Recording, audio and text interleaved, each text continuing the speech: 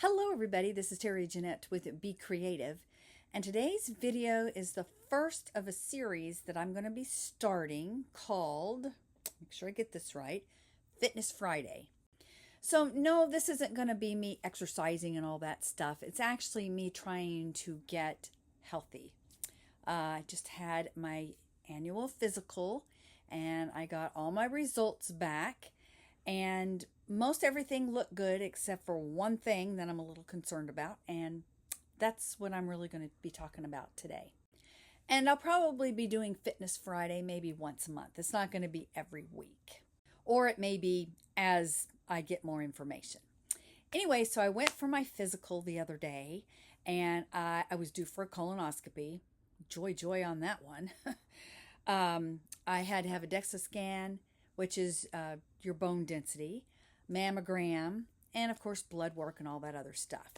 So when all the results came back on my blood work, everything was a-okay, which I was really happy about that. And you know, I do need to lose a little bit of weight, but it's not a whole lot, and it's not affecting my health where my cholesterol is high or diabetes or anything like that. I don't have any of that. And in fact, at this time, I am 65 and I am on no prescription medications, and I would like to keep it that way. I'm also very active, and anyway, I just want to keep my health. So my colonoscopy came back a-okay, mammogram a-okay, but my bone density not so much a-okay. So 2 years ago, I was actually diagnosed with osteoporosis. I have been fighting that for many years. I have had osteopenia, and then it would go away, and then it would come back. And my mom has osteoporosis. My grandmother had osteoporosis. And the fact that we are fair-complected, small-boned women, we are more prone to have osteoporosis. So actually, it was no surprise that at the age of, I guess it would have been 63 at the time, or maybe I was just turning 64, but I was diagnosed with osteoporosis. So anyway, this time though, when the bone density or the DEXA scan results came back, my bone density had gotten worse, 4 times worse, and that's kind of scary. So fortunately, I have a good doctor that will work with me. He knows that I do not want to be on any prescription medication. And you're probably wondering, why? Why not? Well, to be honest with you, I'm very affected with any type of medication at all. One over-the-counter ibuprofen, or can't even talk, ibuprofen, will put me out for the whole day. It makes me very tired. I have a hard time tolerating any type of medication. And, you know, when I look at the side effects of, let's say, the osteoporosis medications, it really scares me. And I feel like I would be prone to some of the side effects, which, let's skip down. I've got some notes here. So side effects. What are the side effects? So headaches, that's one side effect. Pain, which I already suffer from pain. I don't need any more pain. Hair loss, got that too. Don't need to have any more of that. Dental issues. I have dental issues. I always have had. I take very good care of my teeth, but genetics is not in my favor, and so I do have poor dental issues. Another one is jaw problems, and I already have TMJ. I cannot open my mouth wide enough to even eat a hamburger sometimes. So anyway, there's other side effects that I'm just like, don't want to have anything to do with those. Plus the fact my mom was on some type of osteoporosis medication, and she had some issues. So I don't want to go down that route. And like I said before, I am grateful for my doctor, who's probably going to be retiring here pretty soon, so I don't know what I'm going to do. But he actually called me this morning. It was not his assistant or his nurse. Doctor called me, and he said that he knows I don't want to take any medication. So right now, He said that I need to take at least 1,500 calcium, and then my vitamin D needs to be 1,000. And the vitamin D, the reason your vitamin D is so important is because it helps you to absorb your calcium. Most of us do not get enough vitamin D. Vitamin D actually comes from the sun. And if you go outside and you spend time out in the sun, even then, depending on where you live, you may not be getting enough vitamin D. Now, they did take my vitamin D levels, and they were actually well within the range. So my vitamin D is great, but not good enough if you've got osteoporosis, apparently. Now, I do take a very high quality vitamins from doTERRA. So as far as my vitamins for doTERRA, I use this one. And then we have the LLV line, Lifelong Vitality, I think is what it stands for. And I have these. Now, that being said, you have to take a lot of these things. But there's a ton of stuff in them. I mean, when you look at the label and you see all the nutrients that's in there, I don't think they're going to be able to fit all of that in one little pill. So this, for the full benefit of all this, I have to take 4 tablets a day. For this, 4 tablets a day. This, 4 a day. This, 4 a day. 4 times 4, 16 tablets. My goodness, that's a lot. For somebody who has a hard time swallowing pills, it's really a lot. I've got very small esophagus. Is that what that is? Tube there. And things just don't fit in there very well. So I have a hard time with that. And I've not been actually taking 16 of these. I've been doing like 2. So I really need to up my intake of this. So besides taking all these pills, there are other things that I can do. Some of them I'm actually already doing. Let's first talk about exercise. Now, if any of you follow me, you know that I line dance. I have been dancing pretty much my entire life since I was 3 years old. I danced in college. I've danced as an adult. And I've actually passed my love of dance down generation or 2. My daughter is actually a professional dancer. She teaches dance and has her own professional dance company. And her daughters, my granddaughters, are also dancers. So dance is really important in our family. And it is an excellent source of exercise, particularly for those of us who do have the issues with our bones. Now, as far as exercise, I looked it up. You need to have weight bearing, balance training, and resistance training. As far as the dancing goes, and even line dancing, it is weight bearing, and it is balance training. There's a lot of balance that goes into dancing. And now, as far as line dancing goes, it's lighter than maybe if you were to do acro dance or jazz or ballet or anything like that, tap, but it is still very beneficial, and particularly for those who are aging. We tend to have balance issues. Line dancing can help in that. We do a lot of turning and spinning in the classes that I do take, and you don't necessarily have to spin and turn. You can modify that. There's always ways to modify, but that's really good for your balance. And you know what? I've always loved to spin and turn. Now, resistance training is something that I do have some problems with. That is basically lifting weights, doing push-ups and pull-ups. I actually have a lot of hand issues. I've had carpal tunnel surgery here. I've had trigger thumb. I have de Quervains. I have not had my carpal tunnel surgery done on this hand, but I really need to. In fact, right now, because I'm holding it like that, I'm already feeling it going to sleep. I have to wear a brace at night, and I still wake up in the mornings with my hands numb. I have elbow issues with the same thing. Anyway, when it comes to grasping hold of anything, I have a really hard time.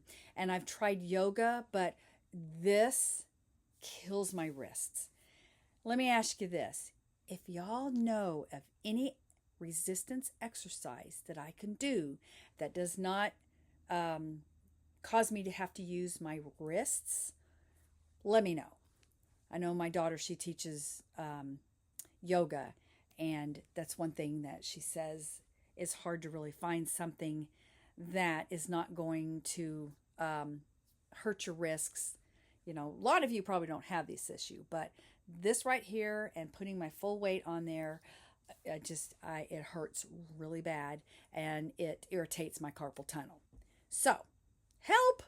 But I am getting my my weight bearing and my balance training. I added up the hours that I dance, and as of now, which could change, I am possibly joining another dance group, which will add more hours to this. But right now, I am doing 6.5 hours a week of dance. I have 2 hours on Monday, 3 hours on Tuesday, and 3.5 hours on Thursday.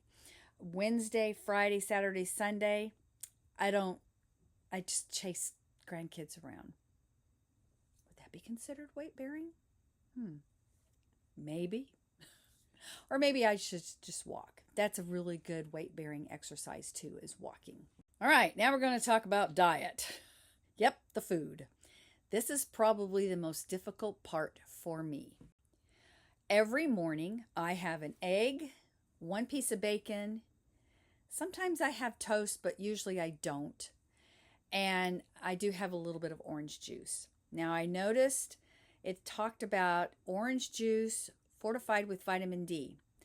The orange juice that I just bought is not fortified with vitamin D.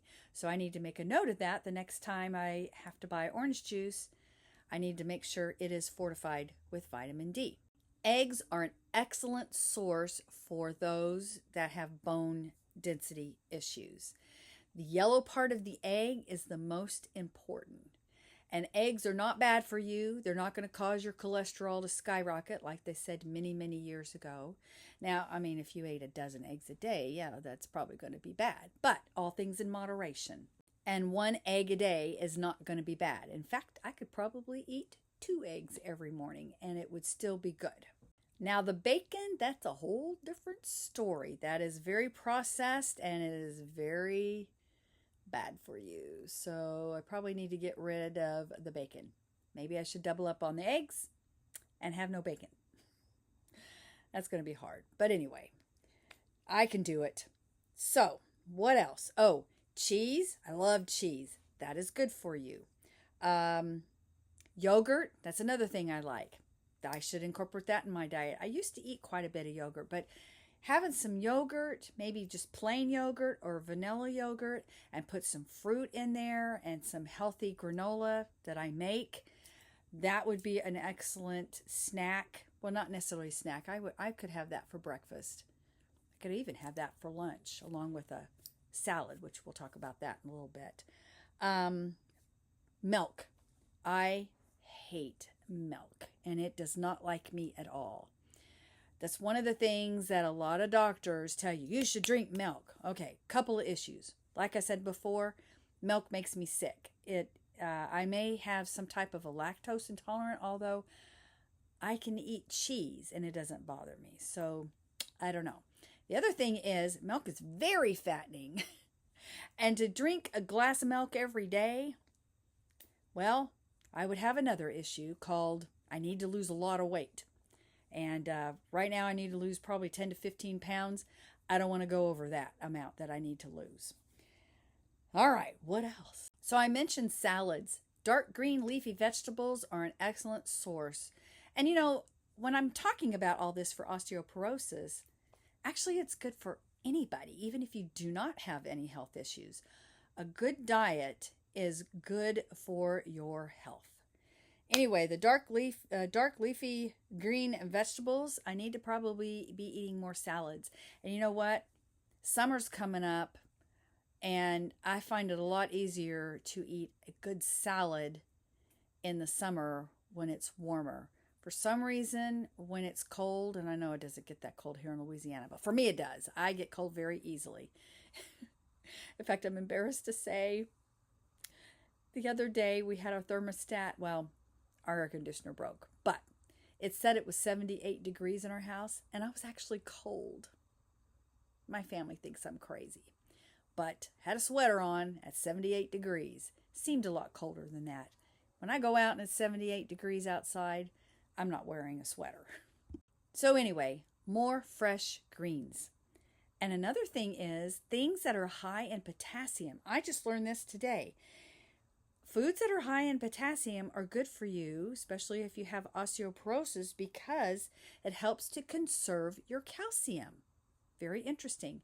So a good old banana, that would probably be really good for me to eat every day, and I love bananas. Some things that are bad.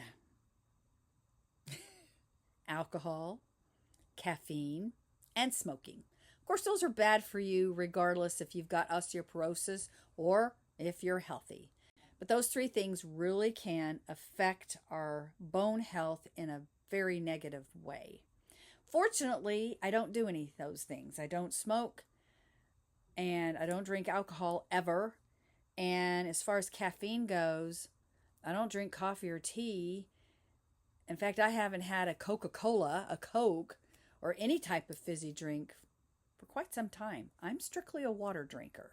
So I'm glad I could check that off my list. So I'd like to get back to the line dancing. I know the ladies at up at the senior center where we line dance, and I'm with two groups that do perform out in the community, and I do help teach a little bit with these groups.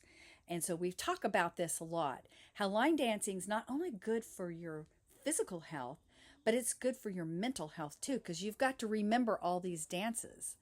And believe me, I probably know hundreds, that's plural, of dances, and it's very difficult to keep them straight sometimes because a lot of them are very similar.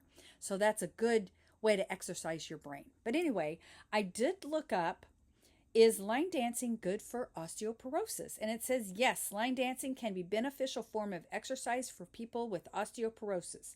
It is low impact, weight bearing activity that improves bone health, joint mobility, and overall fitness.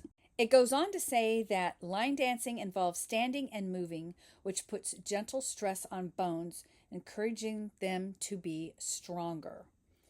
And it's low impact.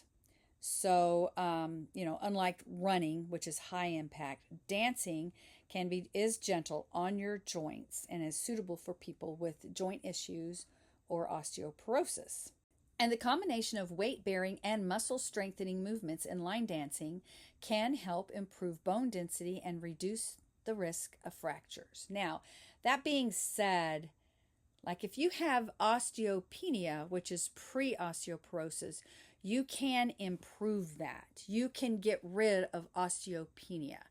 But I think, and I'm not sure about this, and correct me if you know I'm wrong, because I'd really like to know. But from what I understand, once you have osteoporosis, there's no going back. Now, that being said, I think that you can improve your numbers of osteoporosis. Like if you had it really bad, I think it can get better. It's just that you can't not have osteoporosis anymore. But like I said, let me know if I'm wrong. I hope I am wrong. Now, other benefits of line dancing or any other kind of dancing is it improves your cardiovascular fitness. So that's really good. It says line dancing engages multiple muscle groups, including your legs, your core, and arms.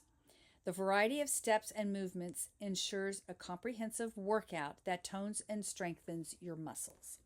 So, go out there and line dance. Anyway, I know this is getting to be a little long, so I'm going to cut it off here. And let me know if you have any issues with your bone density and what you're doing about it. Thanks for joining me, and y'all have a great day. This is Terry Jeanette with Be Creative, signing out for now. Bye-bye.